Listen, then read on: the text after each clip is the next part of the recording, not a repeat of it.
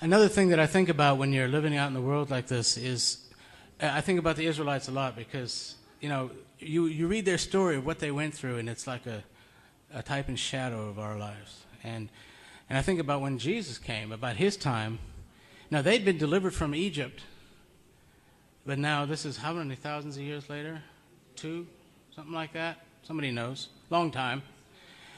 And they're in Galilee. Now they've got another Pharaoh called Rome. And they're in the same predicament again. And they're looking for another deliverer like they had Moses. But there's nobody coming. Imagine what it was like. I mean, you've got this bad king, doesn't care about you. You've got Rome that treats you really bad. I mean, real bad. And, you can't get ahead.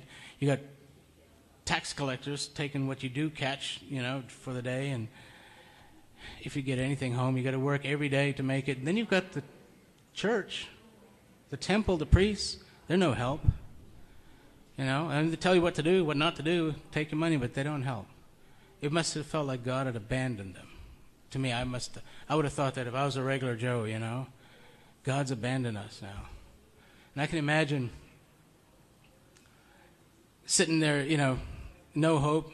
There's no hope, and there can't be anything much worse than that. No hope. And here along comes this guy you've never seen before. So who's this guy? Some people are following him, listening to him. It's like, man, he's a little different. Something about him. I've never seen him. So you go and listen, and it's Jesus.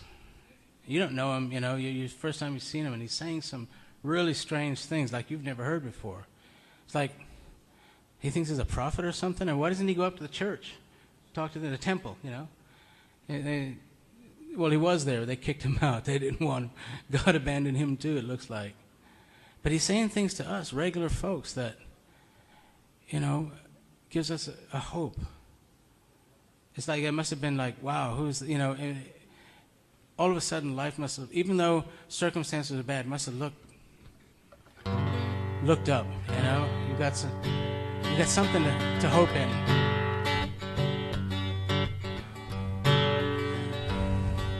Who's that man? Says he's a prophet. I wonder if he's got something up his sleeve. Where does he come from? Who is his daddy? There's rumors he even thinks himself a king of a kingdom of paupers, simpletons and rogues. The whores all seem to love him. The drunks propose a toast. They say, surely God is with us. Surely God is with us.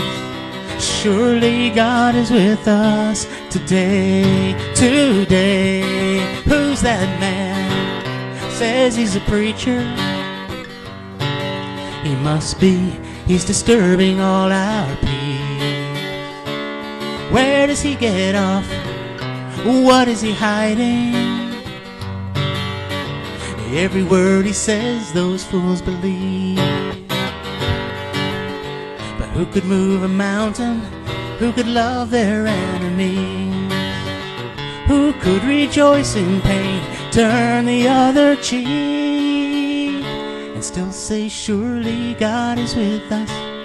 Surely God is with us. Surely God is with us today. Surely God is with us. Surely God is with us. Surely God is with us today. Blessed are the poor in spirit, heaven belongs to them. And blessed are those who make peace, for they are God's children. I am the bread of life, I am the only way.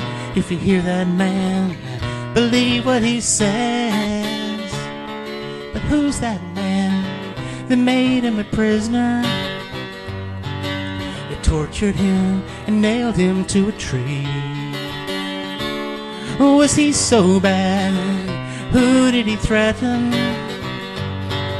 Did he deserve to die between two thieves?